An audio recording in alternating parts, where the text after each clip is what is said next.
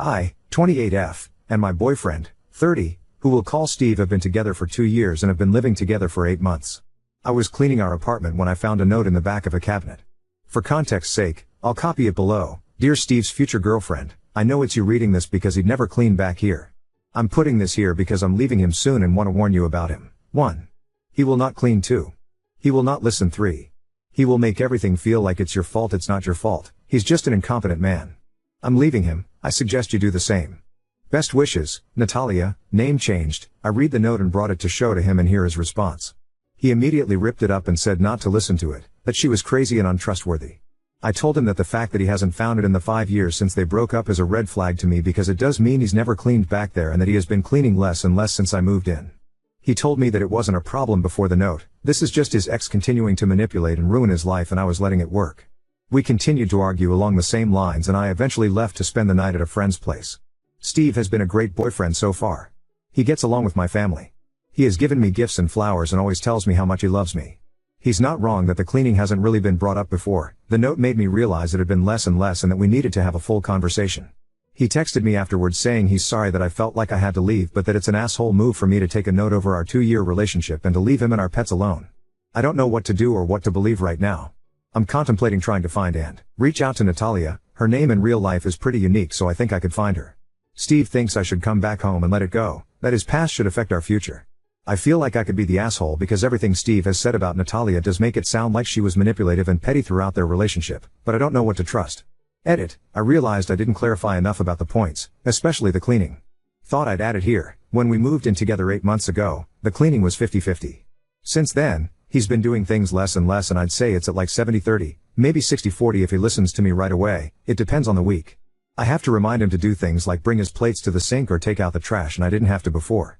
The dishes will pile up unless I do them, to the point he said leftover food mold on the plates. I'm not a confrontational person so I was just asking him to fix it when it came up. The note made me reflect on it more and try to have an actual full conversation, and I will say I didn't feel listened to when I talked to him about it. I tried to use the note to start a conversation about cleaning and he got so stuck on that I was listening to his ex instead of him, that he wouldn't listen to what I think are valid concerns. He thinks I'm letting the note have confirmation bias so no matter what he says I'll think he's in the wrong. Also, I didn't leave him permanently. This all happened yesterday and I only spent one night at a friend's because I didn't feel like our conversation was going anywhere last night and he wouldn't let me sleep until I let it go. I'm going back today and wanted to get advice and feedback before I do. Edit 2. I appreciate all these comments with advice. I'm heading back to our place now. My plan is to first apologize for immediately bringing him the note without thinking of his feelings and validate that it's hard to have an ex's message found. That being said, you're alright that I've been letting the cleaning stuff get away. I don't want to be in a relationship where I have to ask him repeatedly to clean. It was pointed out to me that he should have cleaned the shelves during his move from his ex's place. The fact that it hasn't been touched in 5 years is forcing me to take the not seriously. I don't want to throw away 2 years so I'm going to ask him to come up with some clear cleaning expectations with me and designated chores. I will make it clear that cleaning is absolutely a deal breaker for me. It's his decision on how he wants to respond. Update 1. I followed your advice from the last post and tried to have a calm discussion with Steve. When I apologized for confronting him with the note, he seemed to take that as an admission of guilt and refused to listen to anything else. I had come up with a list of specific instances of not cleaning like many of you suggested, and he said I was using lists just like his manipulative ex did. So yeah, the crazy ex thing you all said was a red flag was definitely true. When I realized the conversation wasn't going anywhere, he even tried to block me from leaving. That's when I knew it was done and left immediately. 2 years down the drain, but I'm glad I had the wake-up call before it was too late. I will let him cool off and then we'll ask my brother to come with me to grab my things while he's not there. He has a strict work schedule so I think it'll work out. I am planning on leaving a note there, but probably a little longer with the advice to not show it to him. I'm leaving it in the exact same place, so if he doesn't learn his lesson about cleaning, it'll come to haunt him. All he has to do is clean. The biggest surprise out of all of this is that I didn't reach out to Natalia, she reached out to me. Apparently he borrowed his friend's phone to call her screaming that she's ruining his life still. The fact that she blocked him and he had her number memorized just further confirms he was the crazy ex, not her. Natalia found me on social media and wanted to make sure I was okay and was especially concerned that he'd gaslight me like he tried with her.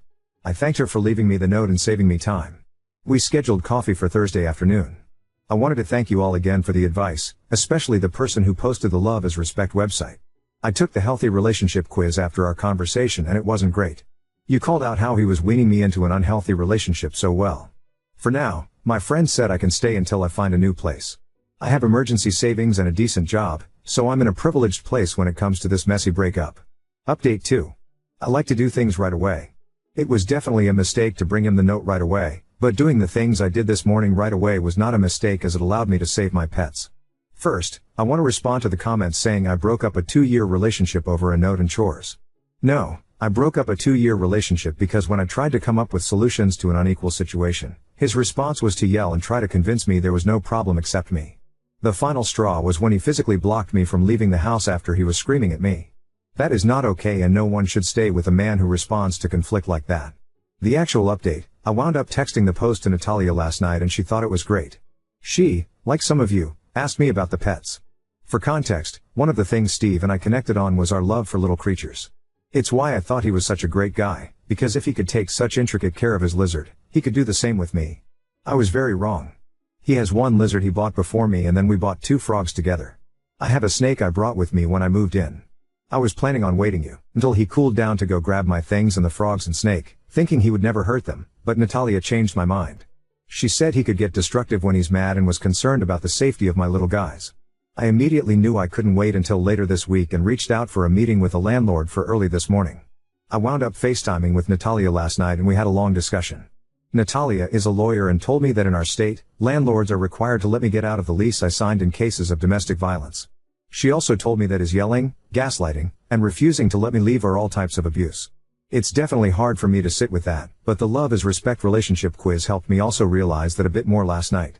Apparently his constant messaging and control over what I wore and when were signs of abuse too. Anyway, this morning Natalia volunteered to come talk to the landlord with me alongside my brother. As soon as he heard the word lawyer, he was on top of it and said I could break the lease, but would still have to pay for all of August even though I'm leaving 3 days early. I felt like that was fair. He also messaged Steve to say the apartment needed to be empty for emergency maintenance all day today so I could pack my things. Steve messaged back that he was at work all day and wouldn't be home until 6 p.m. When I got into the apartment, it was a mess. He had broken my dishes that I had brought with me on the ground and left the shards laying about. My clothes were ripped up and scattered around our room. It was disgusting and heartbreaking. He left his lizard alone, but opened the tank doors for our frogs and my snake. Luckily the frogs were still chilling in their enclosure, but my snake had gotten loose. This made me the most mad, as she could have gotten cut on the broken plates. I feel so fortunate that she was just hiding in the closet corner and I was able to pack her up safely in her enclosure again. All my things are packed and I'm writing this as my brother drives me back to my friend's house right now. Natalia told me that she actually left 3 notes, 1 in the cabinet, 1 on the underside of the vacuum, and 1 in the crumb catcher of the toaster. While we were there, we checked to see if the notes were still there. The 1 on the vacuum was, but it looks like Steve did clean out the crumb catcher at least once in the past 5 years. He never told me he had already found a note in our conversations, so it caught me by surprise. Natalia and I left the vacuum note as is and replaced the cabinet one. I wasn't comfortable leaving my name on a new note, so my addition was a handout on healthy versus unhealthy relationships and a QR code to the quiz that woke me up. I'll put it in the comments. I'm not sure if I can have an outside link. Natalia said if he didn't find the notes in those 5 years, especially after the move, he probably won't find them again. I'm inclined to agree, especially given he did find one but then didn't even clean the rest of the house to see if there was any more. Steve doesn't make sense to me, and seeing the state of the apartment really woke me up to the fact that I have no idea who he is. The Steve I knew would never put animals in danger, but I don't think I really ever knew Steve. To the people saying it's pathetic that I broke up my relationship because of chores and Reddit, I encourage you to reflect on the subtle ways that abuse starts. This Reddit thread woke me up to it and gave me the resources to get out safely before it got any worse. I also made an appointment for a therapist. I'm very lucky that my job is good insurance, so I should be able to work through this relationship, and I'm hoping to focus on boundaries and my people-pleasing habits so I never find myself in this situation again. To the people wishing that Natalia and I would get together, we had a good laugh about it. Natalia is engaged to a wonderful man who cleans, listens, and reflects. She said there's a phenomenon that when people break up with their awful ex, their soulmate can quickly follow. I'm hoping that's true. Regardless, I do think I got a good friend out of this, especially since Natalia is a snake mom too. This is my final update. I hope if you learn anything from my experience, it's that abuse doesn't start right away. Now on to second story. Boyfriend lied about his new co-host being his ex-fling, and now our friends say I'm overreacting for feeling uncomfortable.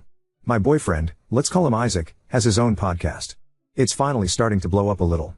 Due to privacy and me quite literally being on a few of the episodes, I'm not naming the talk show/podcast. He also has a YouTube that's recently gained quite a following. He's nowhere near famous, but he's finally starting to be recognized. I used to be the main co-host, but I've been too busy with work lately to be overly active on the show. Obviously, you can't have a podcast with one person. That's kind of boring. So Isaac told me he found someone to have as a more constant co-host when I'm not available. I told him that was great and asked him who it was. He told me her name was Abigail and sent me her Instagram. It didn't seem like he was hiding anything, so everything felt fine. But about a week later, we were having dinner with our friend group when Isaac's best friend, Josh, told me in front of everyone that he was surprised about how cool I was with Isaac working with his ex-fling. Let's say my reaction was the complete opposite of cool. I was more upset that Isaac lied to me than anything. Why would he feel the need to lie about something like that? I like to consider myself pretty laid back about these kinds of things. Would I have felt awkward? Yes. But the show is recorded in the apartment that me and Isaac share, and I seriously don't see him cheating on me. We're really serious and have been talking about marriage lately. But the fact that he lied? It's the only red flag he's really shown me, but I just feel really weird about it. When we got home, I made him talk to me about it. About a year before he met me, he met Abigail and had a friends with benefits relationship with her. Apparently he ended things with her because he wanted something more serious, something with labels, and she didn't. Once again, not that disturbing or weird. But he still lied to me. And the way that his best friend said it was almost in awe, like the idea was unbelievable, making me think there's more to the story. I told Isaac I don't feel comfortable with him and Abigail because if he felt the need to lie to me about working with an ex-fling, it's probably not the best idea. He said he really needed someone who could be a constant co-host on the show if I couldn't, and I said he would just have to find someone else because I was not comfortable with this. I told him maybe I would have been if he didn't lie, but he lost that chance. I kept going far enough to say if he kept talking to her I might have to reconsider our relationship. He eventually agreed, but he's been giving me the silent treatment for the last couple days. Our friend group knows what happened, due to the mid-dinner announcement. It's split 50-50, some of my friends think I should cut him some slack and he didn't mean to lie. They're saying Isaac is a good guy who just didn't want to hurt my feelings, but I have a really bad feeling about this. Now I'm worried I really did overreact. Other things like this have happened before, now that I really think about it. But so many of our friends are saying I'm overreacting over a small mistake and I think they might be right.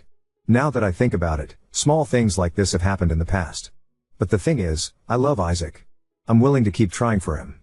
I just can't get the sick feeling out of my stomach. The friends on my side think I should continue to talk to him about this, but I don't even know what to say at this point. Update 1. I was diagnosed with severe anxiety when I was 10 years old. I spent all morning pacing and had a minor anxiety attack before talking to him.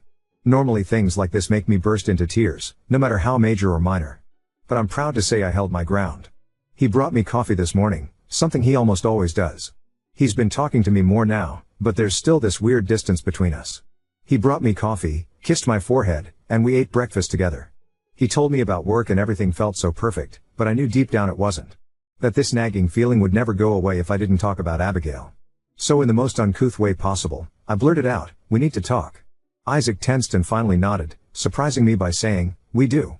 1 point to anxiety. We talked for around 2 hours. I'm going to summarize our conversation. The first thing I asked was how long they've been in contact. He told me that the way they met was from being in the same psychology class in college and being in a study group. This added up. I know that he's still close with that old study group.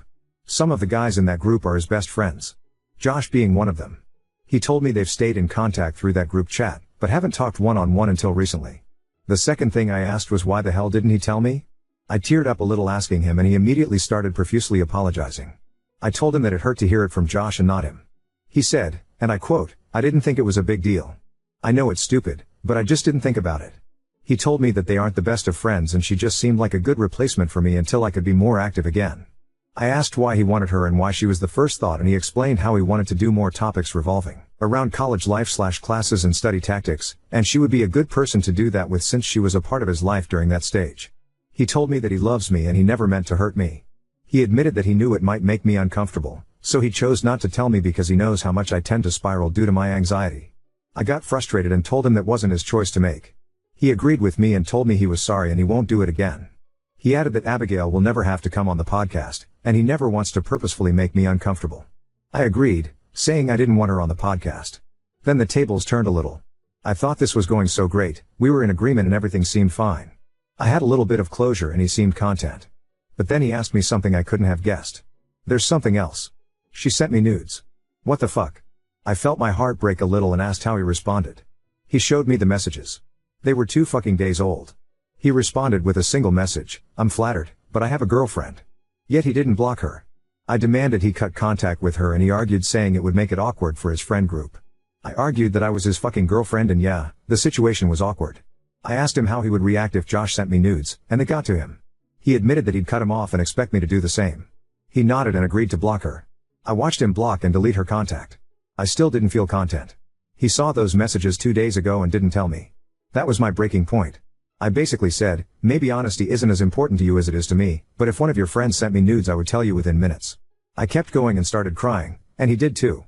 He kept apologizing and saying that he hadn't brought it up to me because he felt like I was avoiding him and he wanted to wait until he knew I was ready to talk. Which felt like bullshit because he was giving me the silent treatment. I wasn't considering breaking up in my last post, but now? I don't know. I know this wasn't the update you guys wanted, and I promise there will be another one. I told him that I needed space, and I'm someone who's rare to set my boundaries until I'm really upset. He apologized and tried to hold me but I stepped back. I'm writing this from my best friend's place. I'm over at her house right now staying the night. I told Isaac we can talk again in a couple days, but right now I need to think things through. The thing is, he cried when I started talking about ending things. Isaac doesn't cry.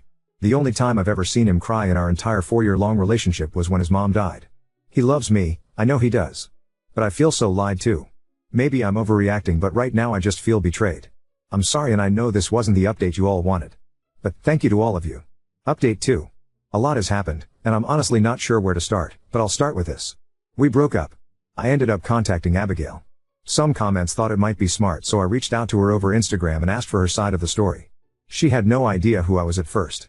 She then seemed very surprised I was contacting her. She realized who I was from the little Isaac told her, but according to her, he said we started dating last month, not 4 years ago. This information really confused me, and I needed to know more. We met up for coffee and she filled me in that they've been hooking up every once in a while, in her words maybe once or twice every 6 months for years. She started crying and hugged me while she apologized, saying she had no idea I had been his girlfriend for so long. So apparently, their FWB relationship never ended and he had been cheating on me the entire time we had been together. She assured me they had been safe and I shouldn't have anything, but in all honesty, I kind of blanked out. I was with this man for 4 years. I don't blame her in the slightest. I think she wants to keep in contact, but right now it's too painful to talk to her. It's not her fault, it's purely Isaac's, but I just can't deal with anything that is remotely connected to him right now. I'm so confused on whether Josh knew this or not, but I feel like he wouldn't have said anything that night at dinner if he did. I'm so sorry this update took so long. I broke up with Isaac over text classy, I know, and told him my best friend would stop by to collect his things. I also bought our cat, and said that I'd like to keep her. He protested on the breakup, saying we could get couples therapy, but I said there was nothing that could fix 4 years of lying. Right now I'm living with my best friend and we're having some serious girl time. I'm in shreds, but I know that this was for the best and it would have hurt more to stay. Update 3. I wasn't even going to write this, but I thought it would be a slightly happier ending for some of you guys and in all honesty, for me. Josh ended up calling me last night. At first, I didn't answer in fear it was really Isaac trying to contact me through him, but after the third call I did. This guy sounded pissed. The first thing he said was, "Name, I am so fucking sorry." He didn't give me any room to speak before going on this tangent on what a shitty guy Isaac is and how he can't believe he was best friends with a guy like that for so long. He told me that he made a spontaneous stop by at my old apartment, something that wasn't unusual for him, and was confused when he realized I wasn't living there anymore. Isaac admitted to cheating on me, something Josh didn't know, but had suspected. You guys were right. He said that comment to warn me. Some things I've come to realize is Isaac was possessive. He wouldn't let me hang out with our male friends one-on-one. He was always lurking next to me. Josh told me he alerted our entire friend group of what Isaac did, and while 2 or 3 of the guys took Isaac's side, what the fuck, the rest felt terrible for me. They cut contact with Isaac and those couple guys. Josh told me that if I need anything, he would love for me to ask him, and he apologized again, saying he should have told me earlier when he thought he'd seen the signs, but he never would have assumed Isaac had been carrying this infidelity for so long.